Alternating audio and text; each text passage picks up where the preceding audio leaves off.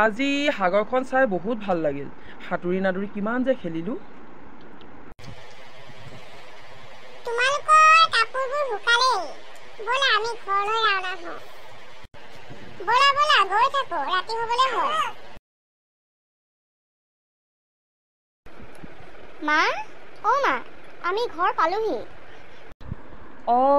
তোমালোকে পালাহি। এতিয়া দুয়োটাই জিৰাই লোৱাগে, যোৱা। ৰূপম, স্কুলত ৰাভা দিৱস পতাৰ কথা আছে, তুমি কি কৰিবা?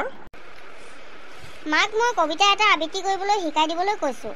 মায়ে বীৰেন্দ্ৰ কুমাৰ ভট্টাচাৰ্যদেৱৰ বিষ্ণু ৰাভা এতিয়া কিমান ৰাতি কবিতাটো শিকাম বুলি কৈছে। পিছে তুমি কি কৰিবা? তুমি কবিতা আবৃত্তি কৰিবা যেতিয়া মই নহ'লে ডান্স এটাকে কৰিম। মই কিন্তু কবিতা আবৃত্তিও কৰিম, গানো গাম। কোনটো গান গাবা? গাই শুনোৱাচোন অলপ। মোৰ মাতটো গান শুনিবলৈ ভাল লাগিব জানো? তথাপিও বিষ্ণু ৰাভাদেৱৰ এটি গীতৰ কলি আওৰাই চাওঁ দেই। তিলাই তিলাই ঘূৰি ফুৰে উলাহেৰে খামটি ছোৱালী। তিলাই তিলাই ঘূৰি ফুৰে উলাহেৰে খামটি ছোৱালী। ঘন কলীয়া মেঘৰে আৰে আৰে ৰং মনেৰে খেলি ফুৰে নাচনী বিজুলী। ৰং মনেৰে খেলি ফুৰে নাচনী বিজুলী। তোমাৰ মাতটো ভালেই হৈছে দেখোন। গাবা গাবা, তুমি গাবা, নোগোৱাকৈ নাথাকিবা। প্ৰাঞ্জল, ৰূপম, তোমালোকে জিৰণি লোৱা, মই বেংকৰ ATM-ৰ পৰা আহোঁগৈ। কিয় মা? কিয়, পাহৰিলা নেকি? ৰূপমে যে কৈছিল বানপীড়িত লোকক 1 লাখ টকা সাহায্য দিম বুলি, তাকে উলিয়াই আনিবলৈ যাওঁ। আৰু যাম আৰু লগে লগে ঘূৰি আহিম, তোমালোকে কোনো চিন্তাই নকৰিবা।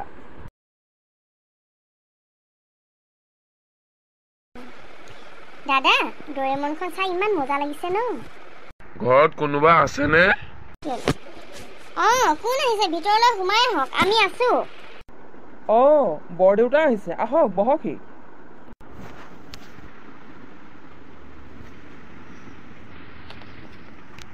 তোমালোকে যে আমাৰ অঞ্চলৰ বানপীড়িত লোকৰ বাবে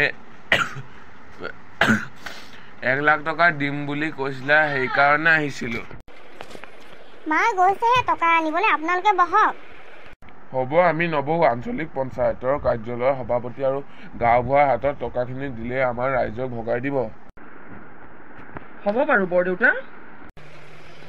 বাৰু দাদা, মোৰ এই বানপীড়িত লোকক টকা দিয়া প্ৰস্তাৱটো তুমি ভাল পাইছানে বেয়া পাইছা বাৰু? Of course, why not. তোমাৰ প্ৰস্তাৱ আৰু তোমাৰ মনোভাৱ বহুত ভাল। দৰিদ্ৰ লোকক সহায় কৰিলে আমাকো ভগৱানে উপকাৰ কৰিব। মা, মা, তুমি আহিলা? ATM-ত যিহে ভিৰ, বহু দীঘলীয়া শাৰী পাতিবলগীয়া হ'ল। পিছে মা, টকা উলিয়াব পাৰিলানে? পাৰিলোঁ। মা, মানুহ 2জন আহিছিল টকা নিবলৈ। তুমি নাই বুলি কোৱাত তেওঁলোকে টকাখিনি পঞ্চায়তৰ কাৰ্যালয়ত জমা দি আহিবলৈ ক'লে। হয় নেকি? মা, তোমাৰ লগত ময়ো যাম। ব'লা, তেওঁলোকে বিচাৰি আহিলেই যেতিয়া দি থৈ আহোঁ। ছাৰ, ছাৰ, আমি ৰংপুৰ গাঁৱৰ পৰা আহিছোঁ। কি কাৰণত আহিছে? আপুনি আঞ্চলিক পঞ্চায়তৰ প্ৰেচিডেণ্ট নেকি? মই প্ৰেচিডেণ্ট হয়, এয়া হৈছে গাঁওবুঢ়া। আচলতে কি জানে, বানপানীৰ সময়ত এই অঞ্চলৰ লোকসকলে আমাৰ ঘৰত আশ্ৰয় লৈছিল আৰু তেতিয়া মোৰ পুত্ৰ ৰূপমৰ তেওঁলোকক দেখি বেয়া লাগিছিল আৰু সি নিজে সিদ্ধান্ত লৈ বানপীড়িত লোকক 1 লাখ টকা সাহায্য দিম বুলি কৈছিল। আপোনালোকৰ এই কাৰ্যালয়ত টকাখিনি দিবলৈ অনুৰোধ কৰি আহিছিল 2জনমান ব্যক্তিয়ে, সেয়ে আপোনালোকৰ পঞ্চায়তৰ কাৰ্যালয়লৈ আহিছোঁ।